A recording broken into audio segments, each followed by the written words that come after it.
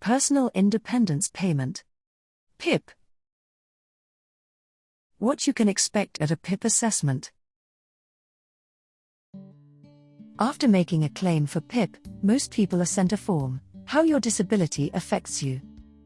When the DWP gets your form, we send it with your supporting evidence to health professionals, who carry out assessments on behalf of the DWP.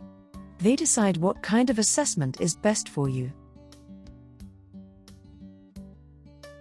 The assessment is to make sure you get the right level of PIP, to help you lead a full and independent life. Disabilities and health conditions affect people in different ways and at different stages, so the assessment considers how you perform activities on typical days, good days and bad days.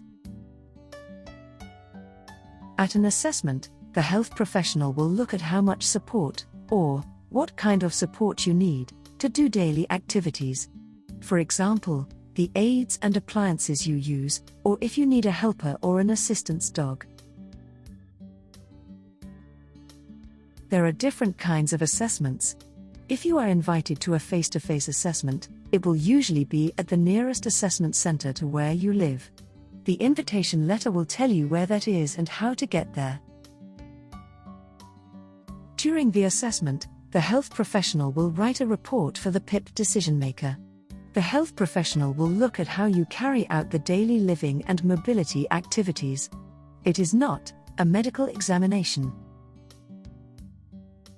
The health professional will ask you some questions, and may ask you to perform some movements. It usually lasts about 1 hour. You can bring someone with you, like a carer or a friend. You can also ask for an interpreter to be present if you need one. For a telephone assessment, the health professional will complete the assessment on the telephone. You will get an appointment letter to tell you when the health professional will contact you. Video assessments are done using a video link. It is a video call like FaceTime or WhatsApp. You will get an appointment letter to tell you what time the health professional will contact you, what equipment you need, and how to access the video link. There are also paper-based reviews. We can sometimes make a decision on your claim without you attending an assessment, if there is enough information on your form and supporting evidence. If we invite you to have an assessment, it is important you attend the appointment or accept the call, or we may not be able to award you PIP. At the assessment, there are 2 kinds of activities the health professionals will look at. There are the daily living activities, which are eating, drinking or preparing food, washing, bathing and using the toilet, dressing and undressing, reading and communicating, managing your medicines or treatments, making decisions about money and socializing and being around other people.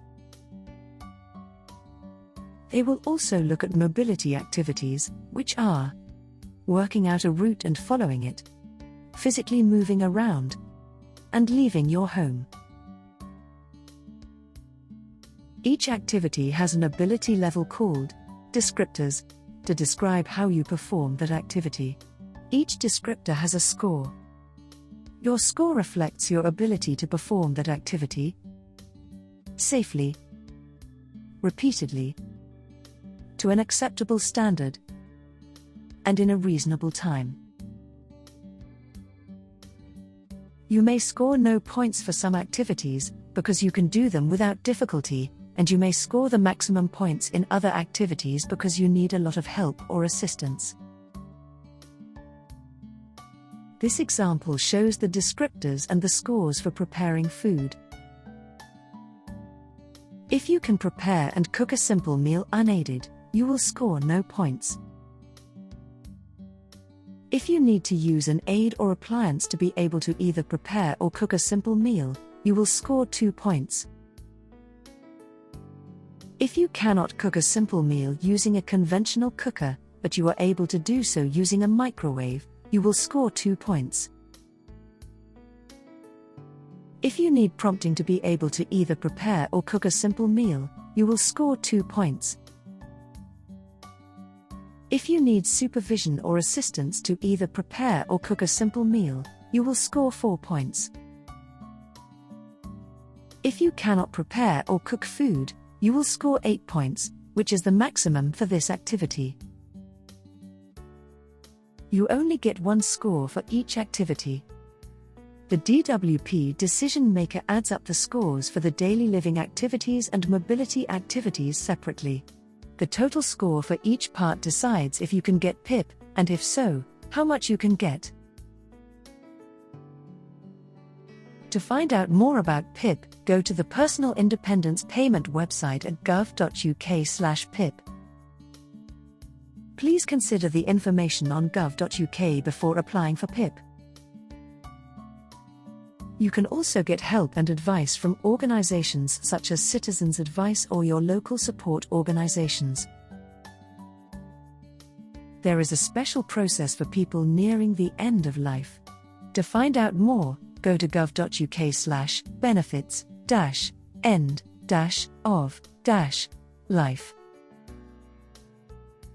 The video sequences used are not taken from actual assessments. This video is a guide only.